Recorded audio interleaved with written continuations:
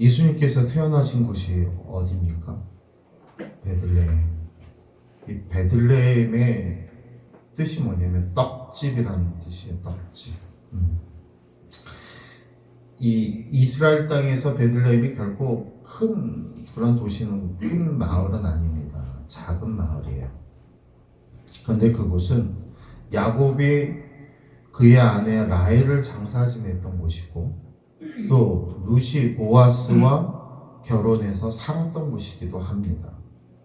그래서 이 베들레헴이 결코 유대의 작은 마을이 지나진 않지만 굉장히 유명한 유서 있는 그런 작은 마을이겠죠. 근데 별로 자랑할 만한 거는 별로 없어요. 내세울 것도 없는 그런 작은 마을입니다. 또 그렇다고 해서 지리적으로 좋은 위치에 있는 그런 마을도 아니었어요. 지리적으로도 그렇게 썩 좋은 곳은 아니에요. 그러다 보니까, 지리적으로 좋지 않다 보니까 어떻게 하겠습니까? 사람들이 많이 모여 살지 않겠죠. 지리적으로 안 좋으면 다 외부로 떠나게 돼요. 제가 경남 함양 얘기를 종종 하는데, 안수받고 그 함양이라는 지역에 딱 내려갔더니 60호 정도가 모여 살아요. 경남 함양 그 읍내에서도 12km인가를 더 들어가야 되는, 진짜 산 밑에 있는 두메 산골 같은 곳인데 60호가 모여 사는데, 늘 말씀드리지만 60세 넘으신 어른들이 많았고요. 거기는 집성촌인데 임가 집성촌이에요. 임씨를 가진 사람들이 거기 이렇게 모여들 사세요. 그래도 그 중에 좀 젊은 분들이 한두 분 계신데, 그 분들이 이제 아이들이 있잖아요. 그 아이들이 교회를 나왔었어요. 그래서 있는 동안에 잘 이렇게 길러놓으면 유학 가요. 중학교 3학년 되면 고등학교 창원으로 간다든지 거창으로 간다든지, 제일 멀리 온 친구는 서울로 온 친구 있어요. 이렇게 유학들을 갑니다. 그러니까 지리적으로 고립되어 있고 별로 좋지 않기 때문에 사람들이 살다가도, 아이들이 또 자라나다가도 다른 곳으로 떠나는 거예요. 베들레헴이라는 곳이 좀 그런 곳이었습니다. 그런데 지금은 어떻습니까? 지금은 그 베들레헴에 많은 사람들이 찾아가요. 세계에서 참 유명한 마을이 됐어요. 수많은 사람이 해마다 이곳을 찾아가고 또 가보고 싶은 마을 중에 하나이기도 해요. 베들레헴은 뉴욕이나 런던이나 파리만큼 그렇게 큰 마을은 아니에요. 작은 마을이라고 계속 말씀드렸어요. 이스라엘의 수도인 예루살렘보다도 굉장히 작아요. 근데 온 인류가 이 예루살렘이 아닌 이 베들레헴에 모든 사람들이 이맘때가 되면 참 집중을 많이 해요. 왜 그렇습니까? 거기에서 예수가 나셨기 때문에 그렇습니다. 그런데 이 사실은 우리 신앙에 있어서 굉장히 중요한 교훈을 줍니다. 우리는 종종 돈이 많고 지식도 풍성하고 거기에다가 권력마저 지닌 사람을 보면 가끔 우리 자신이 이렇게 왜소해지나 여겨질 때도 있어요. 그러나 아무리 돈이 많고 지식이 뛰어나고 사업이 승승장구해도 예수가 없으면 그 사람은 세상에서 가장 보잘것없는 사람입니다. 돈이 없고 지식도 남만큼 갖고 있지 않아도, 사업이 어렵고 힘들게 살아도 그 안에 예수가 있으면 그 사람은 결코 작은 사람이 아니라는 것입니다. 오늘 본문에서도 우리는 돈도 있고 지식도 있고 권력도 있지만 예수 없이 살아가는 보잘것없는 사람들을 만나게 되는 것이고, 또 예수를 만남으로 아무것도 없지만 위대한 자로 남는 사람을 만나게 될 것입니다. 이 시간 우리들이 그들을 만날 때에 그들 속에서 정말 하나님의 우리에게 전해주신 귀한 음성을 들을 수 있는 저와 여러분이 되기를 원합니다. 첫 번째로 우리가 만나야 될 사람은 이 사람입니다. 헤롯이에요. 헤롯 왕. 이 사람은 본래 어디 사람이냐면 유대 사람이 아닙니다. 에돔 사람이에요. 그러니까 이방인인 거죠. 이스라엘 백성들이 봤을 때는. 이 사람이 굉장히 그 정치력이 뛰어났던 것 같습니다. 그래서 주전 47년에 그 시저에게 그 유대 총독으로 임명을 받습니다. 그래서 유대로 가요.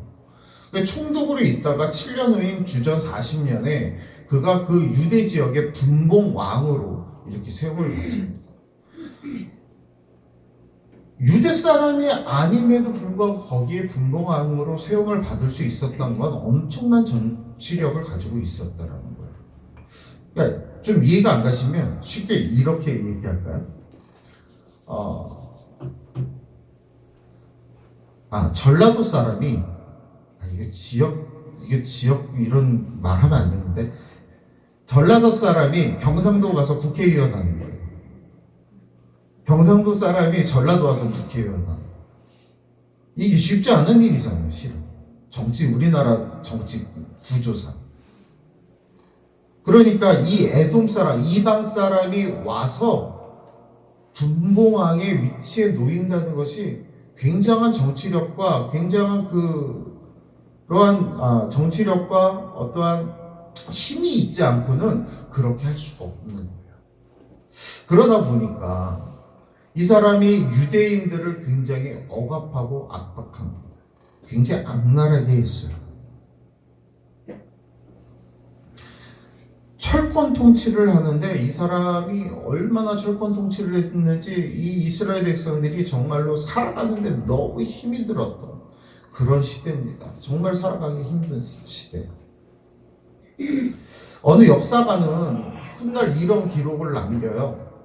이 헤롯 왕이 죽을 때에 아무리 생각해봐도 자기를 위해 울어줄 사람이 없는 것 같아요. 왜 그런지 아세요? 이 사람이 얼마나 무자비했냐면 자기 아내도 죽이고 장모도 죽였어요. 자기 자식들도 다 죽였습니다. 그 정도로 악랄했던 사람이에요. 자기의 그 권력을 지키기 위해서. 그러니까 이스라엘 백성들 중에 누가 그가 죽었다고 울겠습니까? 그래서 이런 유언을 남겨요. 예루살렘 시민 중에 존경받는 한 사람을 잡아다 놔라. 그리고 내가 죽는 순간 그 사람의 목을 쳐라. 왜 그랬을까요? 그 사람의 목을 침으로 인해서 이스라엘 백성들이 다 울 거 아니에요. 존경받는 인물이 죽었으니까. 그러니까 자기를 위해 울지는 않겠지만 그 사람이 죽음으로 울음으로 인하여 자기도 거기에 그냥 숟가락 하나 얹겠다는 거죠. 그 정도로 악랄하고 철권적인 권력을 휘둘렀던 그런 사람입니다. 아무리 그렇게 권력을 가지고 오랜 시간 동안 통치를 해왔지만 주전 40년에 이가 유대의 분봉왕이 됐다고 앞에서 말씀드렸는데 그러면 예수님이 오신 걸로 따지면 40년 동안을 통치를 한 거잖아요. 분봉왕으로서. 그 40년이나 긴 시간을 통치하면서 권력을 내세우고 부와 많은 걸 축적했지만 후대에 이 헤롯 왕을 위대하다라고 얘기하는 사람은 이 땅에 아무도 없습니다. 헤롯 왕이 거론되는 이유는 헤롯 왕 때에 예수님이 태어나셨기 때문에 거론이 될 뿐이지 그를 위대하다라고 얘기하지는 않아요. 정말 보잘것없는 사람에 불과합니다. 그러니까 자기가 가진 정치적 권력과 힘을 가지고 억압을 하는 그런 사람이었지 뭔가 뛰어난 그런 사람이 아니에요. 특별히 이 사람이 왜 더 보잘것없느냐? 그에게 예수가 없었기 때문에 그렇습니다. 아니 오히려 이 사람은 예수가 없기보다는 예수를 죽이려고 계획을 했던 사람이에요. 예수가 없어지면 자기의 왕권이 정말로 튼튼하게 세워질 거라고 그렇게 생각했던 사람 중에 하나입니다. 그래서 동방 박사들이 예루살렘에 와서 아기 예수가 어디에 태어났느냐고 물어볼 때에 이 헤롯은 어떻게 합니까? 베들레헴으로 그대를 보내면서 야 너희가 가서 그 그리스도를 만나면 나에게 와서 이야기를 해다오. 그럼 나도 가서 그에게 경배하겠다라고 얘기를 합니다. 그런데 그의 마음속에는 정말 경배하고 싶은 마음이 없었어요. 그 예수를, 아기를 죽임으로 인해서 자기의 왕권을 더욱더 다지기 위한 거였습니다. 그러다 보니까 이 동방박사들이 글로 가지 않잖아요. 헤롯이 동방박사들이 안 오자 그 베들레헴에 가서 무려 2살 이하의 모든 아이들을, 남자아이들을 다 죽여버립니다. 그렇게 극악무도한 사람이에요. 여러분, 오늘날에도 예수 없이 단지 부와 권력만 의지하고 살아가는 사람들이 있습니다. 이런 사람들은 세상적으로 훌륭하다 여김을 받으려는지 모르지만, 또 부러움을 한 몸에 받고 살아가려는지 모르지만, 그들은 결코 큰 사람들이 아닙니다. 그런데 이런 일을 굳이 멀리서 찾을 필요가 없어요. 나와 내 가족을 한번 생각해 보세요. 과연 내가 예수를 모시고 사는 삶을 사는 것보다 경제적으로 윤택한 삶을 살기를 더 원하고 있지 않나, 내 자신을 한번 돌이켜 보시기 바랍니다.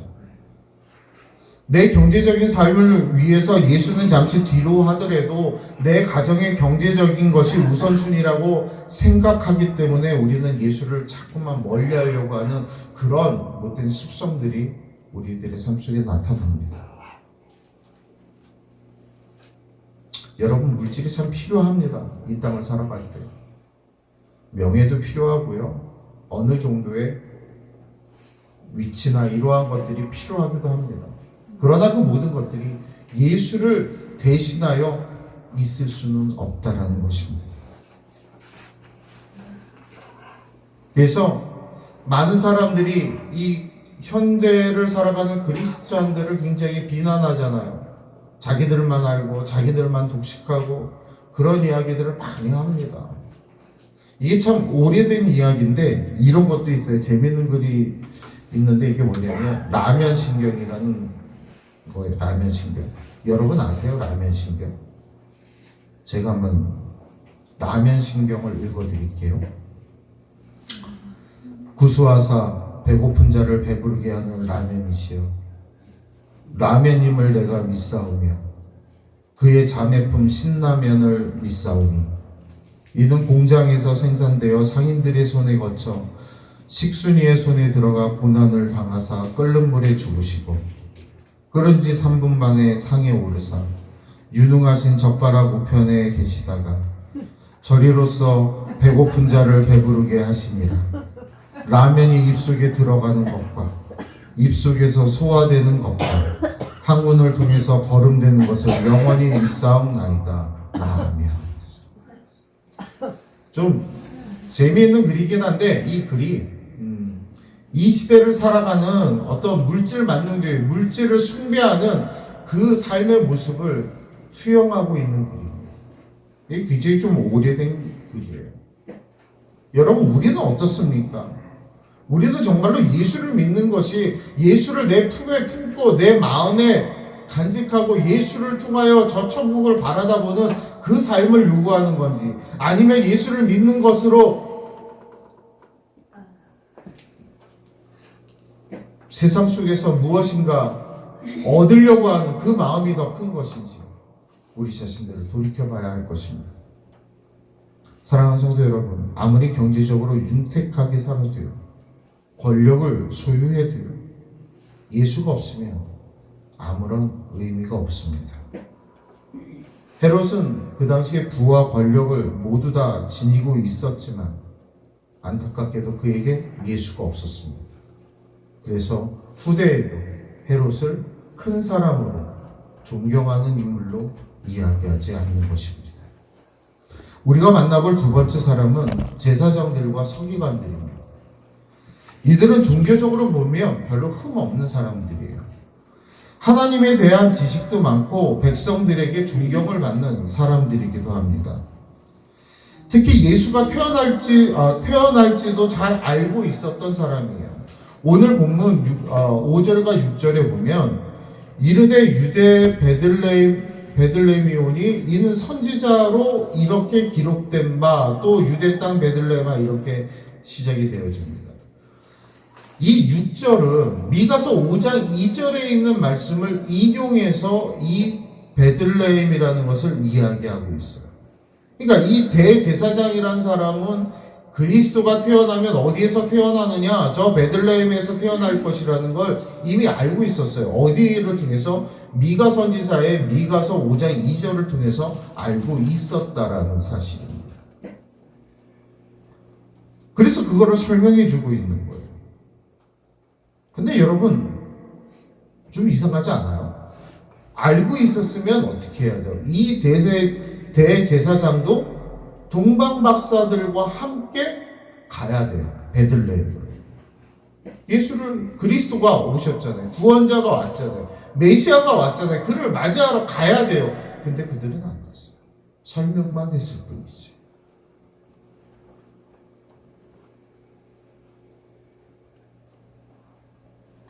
이것으로 미뤄볼 때 그들 역시 그들의 마음속에 구원자 예수 그리스도, 메시아,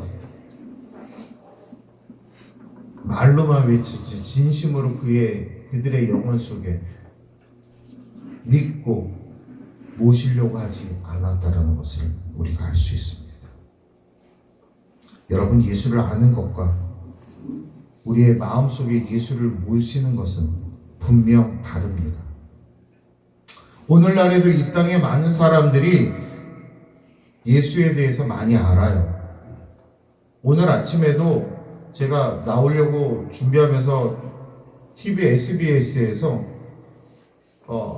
성탄 특집 다큐멘터리가 하더라고요.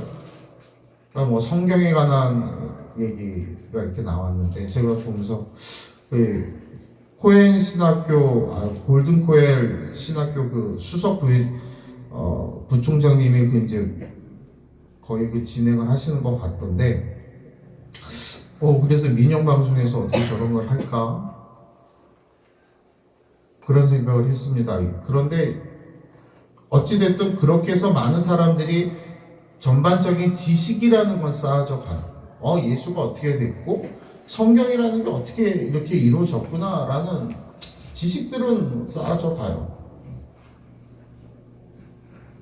그러다 보니까 교회에 나오지도 않지만 어디서 들은 것들이 많아서 성경을 인용해서 척척척 말 잘하는 사람들 참 많습니다. 세상에는. 그러나 그들의 마음속에 누가 없어요? 예수 그리스도가 없는 거예요.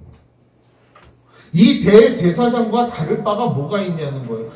그리스도가 오신다는 것을 알고 있을 뿐이지 그를 영접하지 않는 이 대제사장과 오늘날 예수를 알고 성경을 알지만 그것을 이야기하지만 그것을 인용하지만 예수를 영접하지 않는 자, 다를 바가 뭐가 있습니까?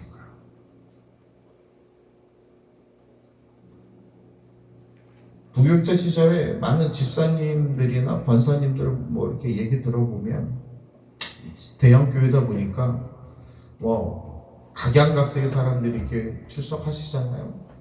남자분들만 출석하시는 분도 있고 여자분들만 출석하시는 분들도 계세요. 이제 남편이나 그 아내분 같이 나오시면 좋잖아요. 전도하셔야지 이제 이런 말씀드리면 그분들이 그래요. 교회 가자고 얘기하면 그런데요. 교회 안 가도 난 성경에 대해서 너무 잘 알아 얘기하십니다. 그리고는 성경에 대해서 이러쿵저러쿵 막 얘기를 한대요. 하다 보면 자기도 뭐라고 말하기도 뭐하고 그래서 그냥 혼자 교회 오신다라고 그런 말씀을 하세요. 물론 여러분도 그 누구보다도 성경을 잘 아실 겁니다. 그러나 성경을 많이 아는 것과 예수를 마음에 모시는 것은 분명히 달라요. 아무리 예수를 지식적으로 많이 알아도 우리의 마음에 우리의 심령 가운데 예수를 온전히 믿는 믿음으로 모시지 않으면 정말 불쌍한 사람이 되는 거예요. 교회에 이런 사람들이 많으면, 성경만 알고 예수를 믿지 않는 사람만 많으면 교회가 참 여러모로 어려워요. 예수가 그 마음 중심에 없고 성경에 대한 지식만 가득한 사람들, 혹은 예수를 자랑하기보다는 교회에서 받은 나의 직분을 자랑하기에 급급한 사람들, 내 신앙의 고백을 이야기하기보다는 나는 어떤 유명한 목사님이 목회하시는 교회에 출석하고 있다는 것만을 자랑하는 교인들, 그리고 내가 예수를 믿은 지 얼마나 됐고 내가 모태신앙이니 어쩌니 자랑하는 사람들, 이런 사람들이 교회에 있을 때, 그것만 자랑하는 사람들이 있을 때 교회는 시끄럽고 어렵고 괴로운 일들만 생깁니다. 그러나 세상적으로 비록 자랑할 것이 없다 할지라도 나의 삶의 중심에 언제나 예수 그리스도로 가득 차서 예수님과 동행하는 삶, 예수의 말씀대로 살려고 노력하는 삶, 성령의 인도하심을 따라 살려고 하는, 그 부단히 애쓰고 기도하며 노력하는 그런 사람들이 모인 곳에 하나님의 영광과 기쁨과 은혜와 하나님이 주시는 놀라운 복이 임하시는 줄로 믿으시기 바랍니다. 아멘. 그런 교회가 정말로 참된 교회고 아름다운 교회. 아멘. 그러므로 세상적으로 많은 지식을 가지고 있는 사람들을 여러분 부러워하지 마세요. 또 그것이 부러워서 예수를 모시고 사는 삶보다 세상의 지식을 쌓는 일에 더 관심을 갖는 것도 지극히 어리석은 일입니다. 아무리 다양한 지식을 쌓아도 지식 때문에 예수를 잃어버린다면 그 인생은 불쌍한 거예요. 아무리 많은 돈을 벌어도 예수를 잃어버리면 그 인생은 불쌍한 겁니다. 자녀들에게 세상 지식은 하나라도 더 가르치려고 애쓰고 애쓰지만 신앙교육에 소홀하다 보면, 글쎄요, 자녀들은 세상 속에서 교수님, 박사님, 아니 높은 자리에 있는 어떤 회사의 직급을 갖는 사람들이 될런지 모르겠습니다만 그의 인생의 의미는 사라져버려요. 왜요? 예수가 없기 때문에. 많은 학식을 가지고 있으면 세상에서 큰 사람처럼, 많은 부를 가지고 있으면 세상에서 정말 큰 사람처럼 보일 수 있지만 실상은 가장 불쌍하고 작은 자들입니다. 예수가 없다면 그 인생은 보잘것없는 인생이랍니다. 제사장들과 서기관들이 머물렀던 예루살렘은 유대의 중심지였습니다. 수많은 사람이 제사를 지내기 위해서 그곳으로 왔어요. 올 때마다 그 제사장 앞에서 머리를 숙여서 경의를 표했습니다. 큰 도시에서 사람들로부터 존경받고 심지어 헤로다 등도 제사장들에게 질문할 정도로 모든 것이 부족함 없는 그런 자들이었습니다. 그러나 그들이 예루살렘이란 큰 도시에서 그렇게 많은 지식을 가지고 있고 많은 사람들에게 존경받는 인생이었지만 그들의 인생은 허망한 인생입니다. 왜냐하면 예수가 그들 마음속에 없었기 때문에 그렇습니다. 오늘 우리가 마지막으로 만나볼 인물들은 동방박사들입니다. 성경에서 보통 동방하면 어느 쪽을 얘기하냐면 저 페르시아, 바빌론, 시리아, 아라비아 이쪽 근처를 보통 이야기를 합니다.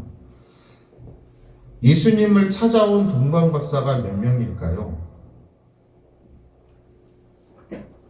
네? 몇 명이죠? 몇 명이에요?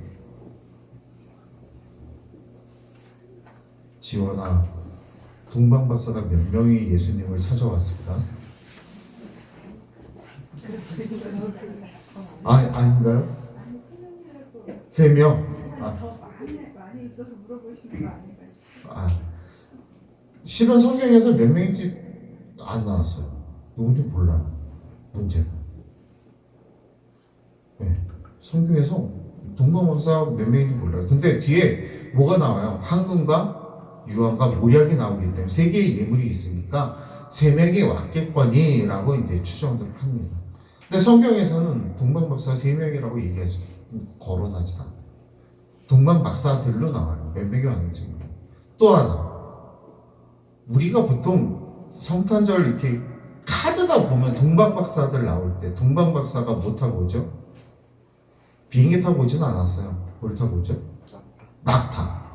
근데 성경에 낙타 타고 왔다는 이야기도 없어요, 실은.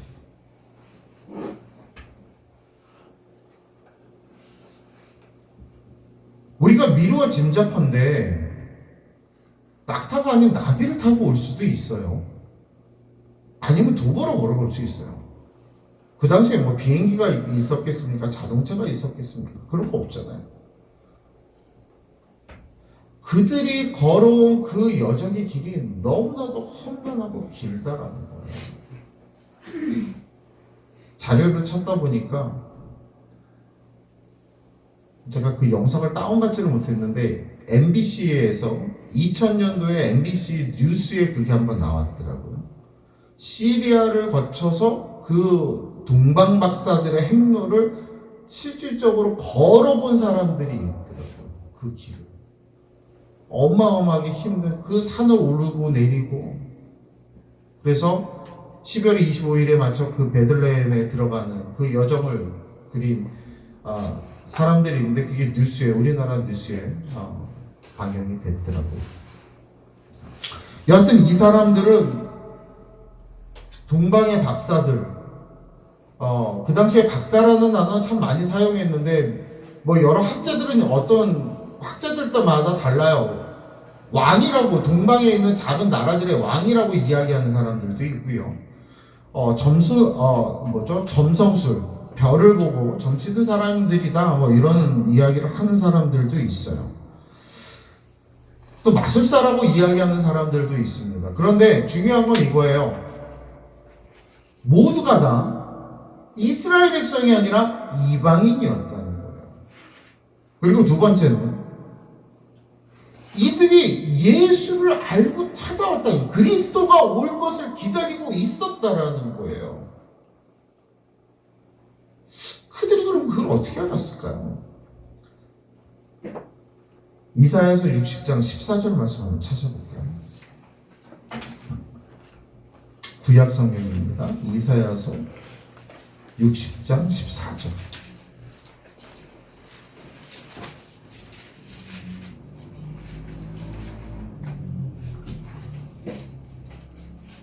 함께 봉독합니다. 너를 괴롭히던 자의 자손이 몸을 굽혀 내게 나오며 너를 멸시하던 모든 자가 내 발 아래에 엎드려 너를 일컬어 여호와의 성읍이라 이스라엘의 거룩한 이의 시온이라 하리라. 아멘. 너를 괴롭히던 자손이 와서 어떻게 한다고 그랬어요? 몸을 굽혀 내게 나오며 너를 멸시하던 모든 자가 내 발 아래 엎드리며. 예수가 왔을 때 그 이방 민족 이스라엘을 괴롭히고 이스라엘을 포로로 잡아갔던 그 바벨론 지역에 있는 그 사람들이 오늘 몇천 년이 흐른 후에 예수께 와서 무슨 일을 해요? 경배했다는 거예요. 몇 장 더 넘겨보시면 예레미야 3장 보시면은요, 바로 뒤에 붙어 있어요. 몇 장만 넘기시면 돼요. 예레미야 3장 17절.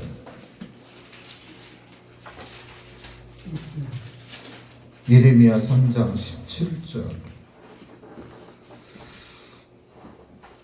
함께 봉독하겠습니다. 그때의 예루살렘이 그들에게 여호와의 보좌라 일컬음이 되며 모든 백성이 그리로 모이리니 곧 여호와의 이름으로 말미암아 예루살렘에 모이고 다시는 그들의 악한 마음에 완악한 대로 그들이 행하지 아니할 것이며.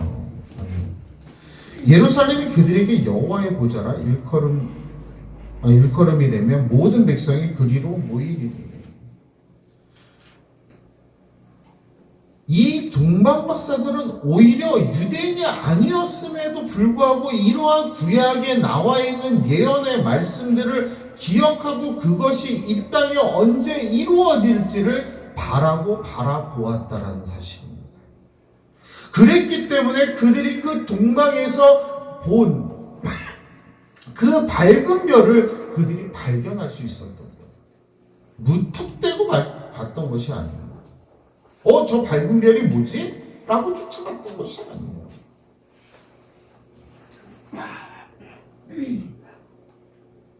우리 겉으로 보면 이 동방 박사들을 헤롯이나 제사장 혹은 서기관들과 견줄 수 없는 그런 사람들입니다. 이들에게 뭐 권력이 있었는지 부유함이 있었는지 알 길은 없습니다만, 그렇다고 해서 대도시의 많은 사람들에게 존경을 받는 사람이었는지, 뭐 그들이 어떠한 삶을 살았는지 우리는 알 길은 없습니다. 그런데 이들은 그 누구보다도 큰 사람이 됐어요. 매년 이맘때가 되면 거론되는 사람들. 헤롯보다 제사장이나 서기관들보다 훨씬 더 훌륭한 사람으로 이들은 기억되고 있습니다. 왜냐하면 그들에게 예수가 자리 잡고 있었기 때문에 그렇습니다. 또한 온갖 어려움을 무릅쓰고 예수께 나가 경배했기 때문에 그렇습니다. 여러분, 그 수백 킬로 되는 그 거리를 도보로 걸어서 오는 거예요. 그 당시에. 우리 한번 생각해 보세요. 진짜 이 도시에 살다가 시골 내려가서 살아라 그러면 살 수 있으실 것 같으세요? 못 살죠. 네. 진짜 제가 그 30대 초반 때 한양이라는 데 목회지니까 내려갔지, 그냥 내려가서 너 거기 살아라 그러면 하루도 못 살고 도망 나올 것 같아요. 짜장면 시키면은요, 한두 개 배달 안 해요. 기본적으로 한 4-5개 돼야지만 짜장면 배달이 되고요. 야식으로 족발 맛있잖아요. 족발 시켜 먹고 싶으면 배달이 안 돼요. 차 끌고 12km까지 나가서 읍내 가서 사갖고 들어와야 돼요. 지금 뭐 편하게 맥도날드, 롯데리아 뭐 이런 데 편의점, 그런 패스트푸드점 갈 수 있잖아요. 거기는 그 당시에 롯데리아 하나, 읍내 하나 딱 있었고요. 뭐 그랬어요. 이게 맥도날드를 가려면 저 진주까지 60km 떨어진 진주까지 갔어요. 둘째를 가져서 입덧을 하는데 뭐가 먹고 싶다고 하는데 그 지역에 이렇게 사줄 수 있는 게 없는 거예요. 그래서 결국에 저희 둘째를 거기서 이제 가졌었는데, 뱃속에 있을 때 걔는 맨날 그 짬뽕만 먹었어요. 한 4km 내려가면 그 짬뽕집이 있어서 거기서 뱃속에 있을 때 짬뽕만 먹어서 그런지 몰라도 지금도 걔는 짬뽕을 좋아해요. 그리고 햄버거 집 가도 얘는 감자튀김만 먹어요. 이상하게 햄버거 잘 이렇게 좋아하는 편이 아니에요. 왜냐면 뱃속에 있을 때 감자튀김만 먹었거든요. 희한하죠. 그러니까 도시에 사는 사람들이 그런 시골에 가서 산다는 게 이게 쉬운 일이 아니에요. 그러니까 이 동방 박사들이 어디에 살았는지 알 수는 없지만, 그들이 그 모든 것을 버리고 그 먼 길을 걸어서 그 그리스도를 맞이하겠다고 모는 것 그 자체가 놀라운 일이라는 거예요. 온갖 어려움과 힘듦을 겪으면서도 그들이 그 먼 길을 떠난 거 단 하나, 그리스도를 만나 경배하겠다는 마음뿐이었다. 여러분, 그들이 이 길을, 먼 길을 떠나기 위해서는 뭘 해야 돼요? 하던 일을 중단해야 돼요. 이 먼 여행을 떠나기 위해서는 뭐 해야 돼요? 가족과 잠시 이별해 있어야 돼요. 그리고 그것을 간다고 할 때 거기에 갔다고 해서 누군가 보상을 해주는 것도 아닙니다. 그런 것도 없어요. 단지 그들의 마음속에 그리스도를 만나 경배해야 되겠다라는 마음밖에 없는 거예요. 결코 이것은 낭만적인 어떤 재밌는 여행길이 아닙니다. 하지만 동방 박사들은 그 모든 희생을 감수하고 마침내 예수 그리스도를 만나게 되는 것입니다. 사랑하는 성도 여러분, 신앙생활을 하노라면 때때로 우리도 이렇게 순간에 어려움을 만날 때가 있습니다. 아니, 하나님께서 이런 어려움을 우리에게 주실 때가 있어요. 왜냐하면 그 어려움을 통해서 하나님이 우리에게 주시는 은혜를 깨닫게 하시기 위해 어려움을 만나게 하실 때도 있습니다. 우리는 종종 이 힘든 여행이 싫어서 그냥 편안한 곳에, 편안한 큰 도시에 그냥 머물러 있으려고 할 때가 많아요. 그곳에서 존경받고 부유하고 권력도 있고 큰 소리 칠 수 있기 때문에 그냥 그 자리에 머물러 있으려고 해요. 내가 만든 성 안에 갇혀 있는 거예요. 내가 세운 그 거탑 안에 있기만을 원해요. 다른 데로 가려고 하지 않아요. 그것만이 행복한 삶인 줄 알아요.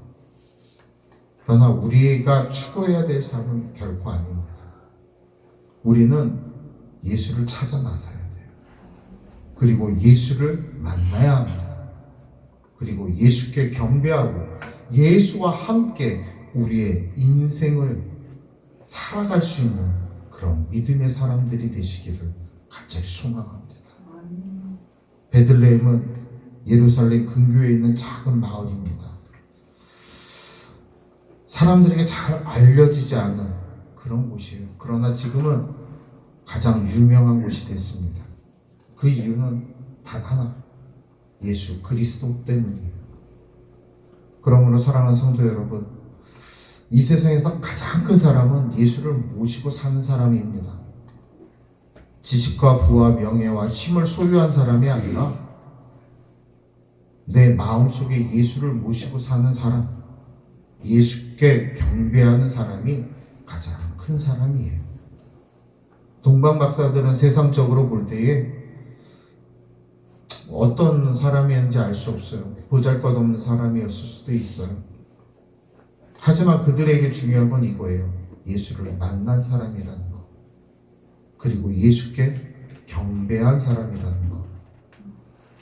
그래서 그들은 결코 작은 자가 아니라 큰 자로 이 세상에 그 이름이, 그들의 모습이 남아 있다라는 것입니다. 바라기는 우리 귀한 성도들도 이 동방 박사들처럼 예수를 만나고 참된 경배를 드리는 귀한 성도들이 다 되시기를 주의 이름으로 축원합니다. 기도하겠습니다.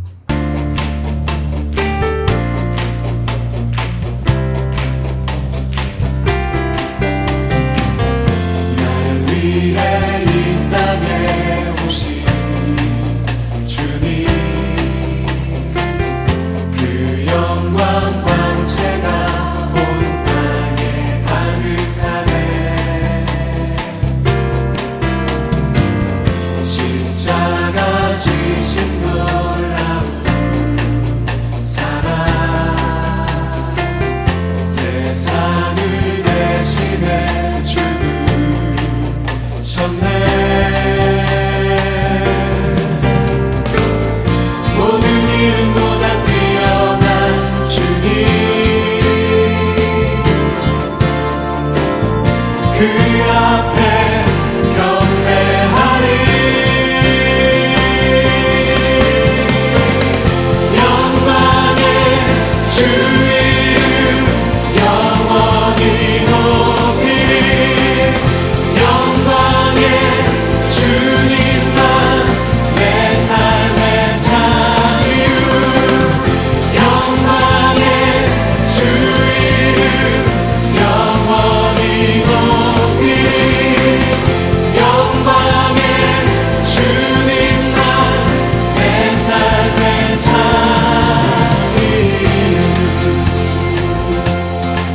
날 위해 이 땅에 오신 주님, 그 영광 광채가 온 땅에 가득하네. 십자가 지신 놀라운 사랑, 아멘. 세상을 대신해